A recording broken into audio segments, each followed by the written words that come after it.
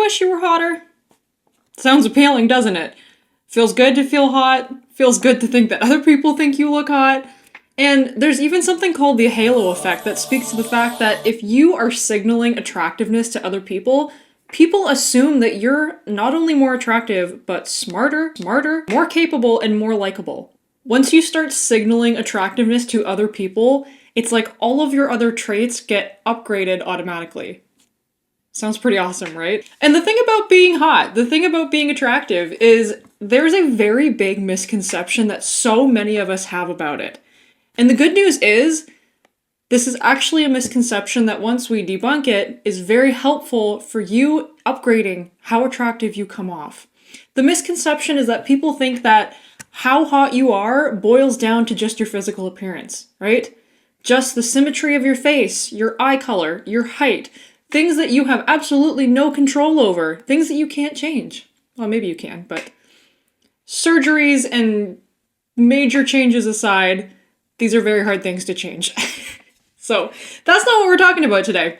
There are actually a lot of other ways that you can improve how attractive you're coming off to other people. So buckle up, we are going to dive into the psychology of being hot.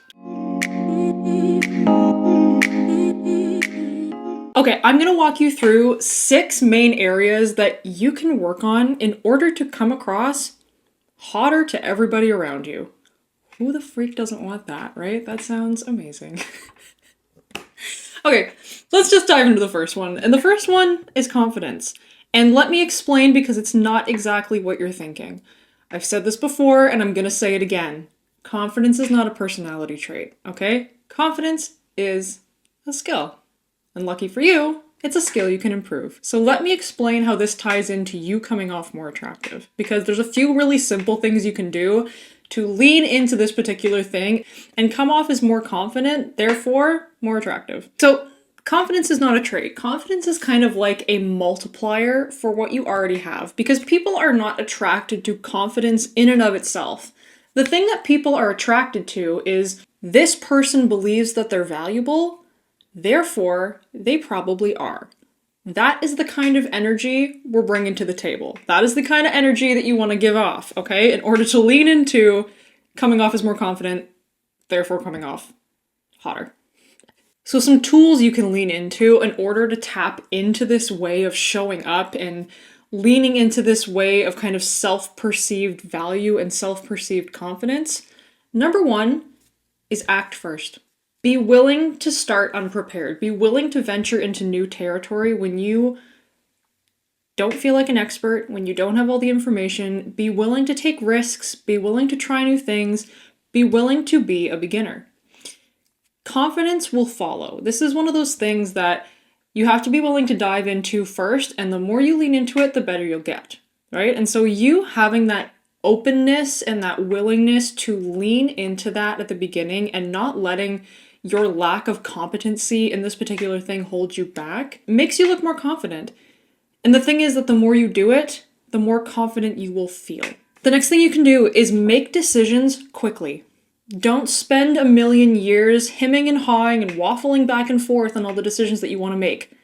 Make them quickly. Decisiveness reads as confidence to other people. So when you're able to make decisions very quickly, without overthinking, without going back and forth, it shows that you're confident in your decision-making ability, therefore confident in yourself, therefore you perceive yourself and your decisions to be valuable, therefore they perceive you and your decisions to be valuable. Okay? Make decisions quickly. The last one is stop checking how you're coming off mid-interaction. That behavior of constantly double-checking how you're coming off and overthinking how you're coming off while you're in the middle of an interaction with somebody, right? You're kind of overthinking every little detail, you're nitpicking at yourself as you're conversing with someone. It shows on your face and it shows in your behavior, and people pick up on that, and people pick up on the fact that you're doing it because you don't feel confident in the way that you're showing up. Therefore, it makes them not feel confident in the way that you're showing up. So, and listen, this can be a hard one to lean into. I understand if you're one of those people who is kind of anxiously nitpicking at themselves mid-conversation with everybody, it is very hard to turn that internal dialogue off. So, It'll be a practice, just like everything else. This is going to be a skill that you can work on and improve on, but try to lean into the dialogue that you're valuable, you're doing a great job, and you don't have anything to double check, you don't have anything to nitpick yourself about. Just trust that you're doing a good job, and you'll show up as if you are. And therefore, you probably will do a better job. I hope that all makes sense. But anyways, you leaning into these 3 things is going to make you come off more confident to other people, whether you feel that internally or not at first. And the great thing about it is that the more you do it, the more it will translate into you feeling confident and the easier it will be for you to lean into them. Number 2 is body language. We can communicate so much through our body language, right? Your brain is picking up on so many nonverbal cues when you're communicating with other people. So what you're picking up on is not just the words coming out of their mouth, it's everything they're doing with their body.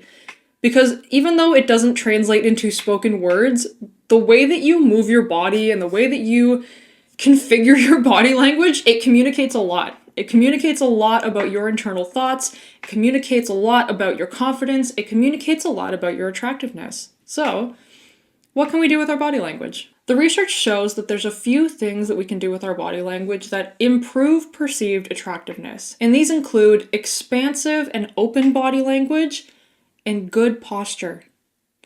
You slouching over when you're standing or walking and having bad posture is actually going to have a really negative impact on how attractive you are perceived to be. Just by you working on your posture, you're going to come off more attractive and actually more confident to the people around you. And then there's expansive, open body language. So what do I mean by that? I mean having your shoulders back, having your arms kind of open, having the nonverbal dialogue that you are confident, you're open to the interaction, you're open to whatever is going on with the other person. It almost communicates like an air of dominance, right? Because you are taking control. It's kind of like those power poses. You know, I used to hear a lot when I was younger about people, you know, being in the bathroom stall before a big presentation or interview at work, and you do like the Superman pose in the mirror, and you throw your head back, and you throw your shoulders back, and you put your hands on your hips. Lean into that kind of energy. It's that kind of thing, but you don't have to stand there like Superman with your hands on your hips. People are going to think you're a lunatic, okay? So lean into that open, expansive body language. Focus on improving your posture if that's a pain point for you, and it will communicate to other people that you are more confident and comfortable in your own skin, and therefore they will feel more confident and comfortable with you, which in turn will make you come off more attractive. A couple other things you can do on this same vein is slow body movements. I think we've probably all been around somebody at some point who you could tell just from their nonverbal cues that they were very anxious because all of their physical movements, all of the things they were doing were very rushed, very jerky, just very like you watching them do it made you feel anxious because they're rushing through it. Slow down. Slow down your body language, slow down your movements, do it all with this air of calm confidence, okay? Calm, quiet confidence. It's gonna communicate to other people that you're sure of yourself and you're confident in your abilities. And the other part of this is maintaining eye contact. You maintaining good eye contact with other people when you're talking to them is going to communicate an air of comfort and confidence that is going to make them feel more confident in your ability and more confident in what you're saying, and again, will make you come off more attractive. And if we're speaking in terms of things like job opportunities, interviews, presentations, whatever it is that you're trying to do, you being able to maintain good eye contact and do these body language related things to make you seem more confident and more comfortable with what you're doing is going to make other people not just think that you're more attractive, but they're going to trust you more. And this is kind of how we see that halo effect playing out, where people assume that because someone is more attractive, that they're also more intelligent and they're also more capable. It's because people who are perceived to be very attractive possess a lot of these things. They're implementing a lot of these body language tactics. They're showing up with an open body language. They're maintaining eye contact with you. They're not rushing through the things that they're doing, which makes them come off more intelligent and more capable. And so they all kind of feed into each other. The next one is positive energy and emotional signals. So this ties in a little bit to the nonverbal cues, right? This is kind of What is the expression on your face? How do you show up when you're communicating with other people? What is your reaction when people say things to you, okay? You configuring these things in a way that communicates more warmth, more positivity, and more kindness is going to make people feel more comfortable around you. It's going to make people find you to be more kind, and it's going to make people feel more settled in your presence. And when people feel settled and calm and seen and cared for in your presence, it makes you more attractive to them, right? They feel more safe in your vicinity. And that is one of those things that silently communicates attractiveness to other people. So what can we do to do this, right? Be aware of your facial expressions. And this is something I have to be super mindful of because I have the worst resting bitch face when I'm not paying attention, right? I'm sure some of you guys have this as well, right? Maybe you've done what I've done where you've caught your face in the gym mirror a couple of times and scared the crap out of yourself because it looks so angry.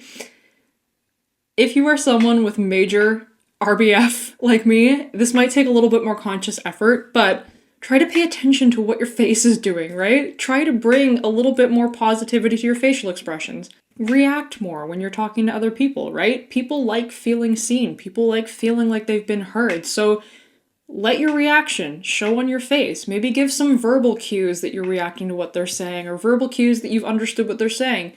Maybe you nod your head. Maybe you laugh when something's funny, right? Offering up these little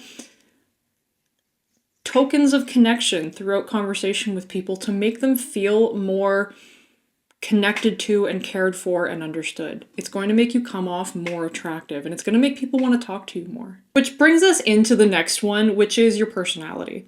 This goes beyond just the expression on your face and the hims and haws and yahs and ahas and laughs and whatever, okay? This goes a little bit further than that. What's your personality like?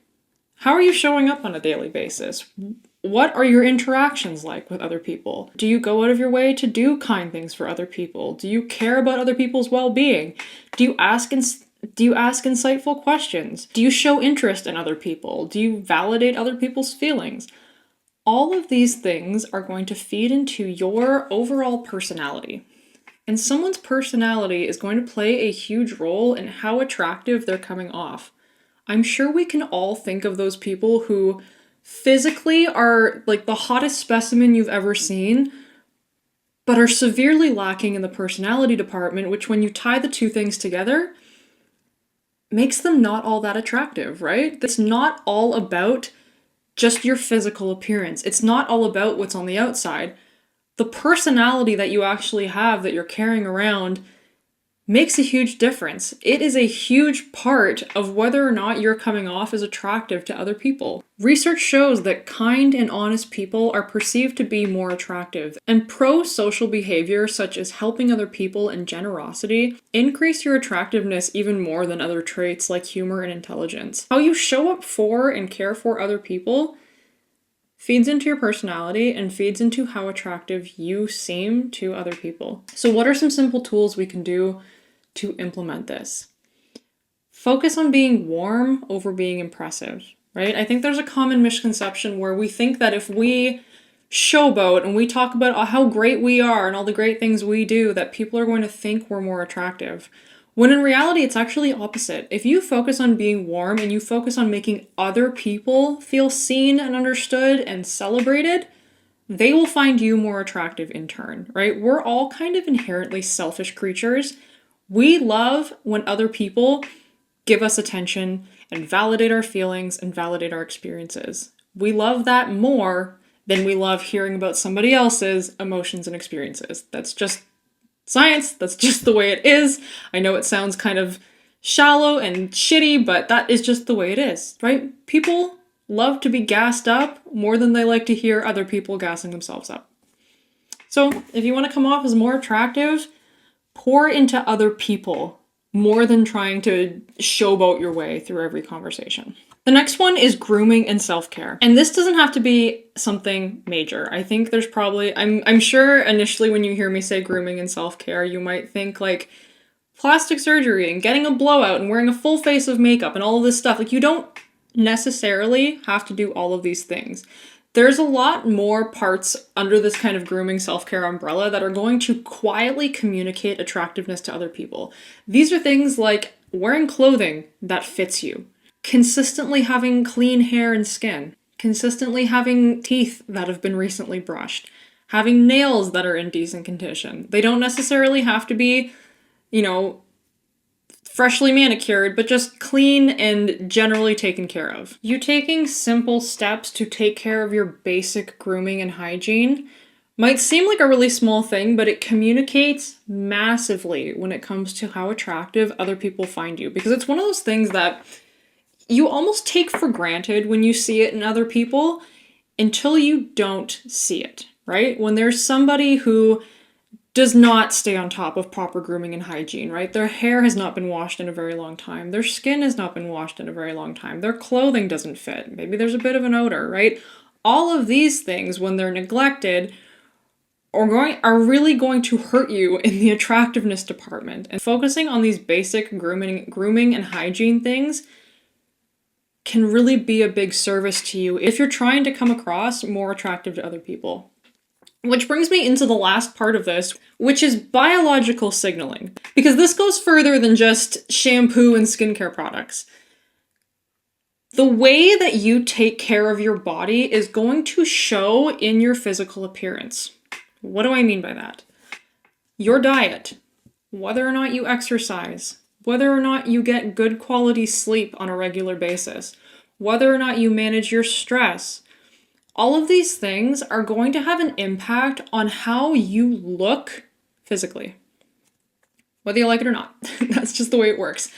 How you treat the inside of your body is going to seep through to how you look on the outside. And this isn't just your physical features. This is going to show up in things like your mood and your energy levels. It will actually impact how you're able to function on a day-to-day basis. So you can see how if you're someone who is eating a really terrible diet, is not exercising on a regular basis, is not getting good quality sleep, is not managing stress, so you're undernourished, your energy levels are suffering, you're exhausted, you're constantly stressed, all of these things are also going to impact things like your body language and how you communicate with other people, and whether or not you're actually able to implement anything else on this list, right? Your ability to show up for everything else depends on how you treat this particular area. You taking care of yourself from just like a basic needs, health, fitness, sleep, whatever standpoint, bleeds into everything else. It bleeds into everything else and it shows all over you. It's going to show in the quality of your skin. It's going to show in whether or not you've got massive bags under your eyes, right? It's going to show in your body composition. All of these things are going to change. Part of the reason for that is because if we go back and look at it from an evolutionary standpoint, you being in good health, you being someone who eats really well and is really physically fit and is getting great quality sleep and you're not super stressed out, years and years ago, were all really great signals for survival, and were all really great signals that you were going to be a prime candidate to continue the species with. Now, that doesn't have to be your goal now, but just speaking from an evolutionary standpoint, that would make you more attractive back then because you were seen as a stronger mate, right? You were seen as somebody who was more likely to survive and more likely to produce quality offspring, okay? This is kind of the rationale behind how we evolved and why a lot of these things are considered attractive today, even if we can't exactly put the words to it, right? And so this is why you leaning into just taking care of your physical and mental well-being is going to subtly communicate more attractiveness to the people around you. So what's the takeaway here? Being hot is not just having the perfect genetics or being the prettiest person in the room. Being hot is comprised of a lot of things, right? Along with the way that you look physically, it's also made up of your confidence, your communication style, your body language, your personality, your everyday habits, your self-care, and your emotional impact. All of these things feed into how attractive other people perceive you to be. And the great thing about that is that so many of these things are within your control to change. If you find yourself wishing that you came off as more attractive to the people around you, It's not always about going and doing really drastic things to change your physical appearance. Sometimes it's just making a conscious effort to tweak the way that you're showing up in your day-to-day life. As a byproduct of that, you're gonna come off a lot hotter. And that, my friend, is the psychology of being hot. Thank you for tuning in, and I'll catch you next time.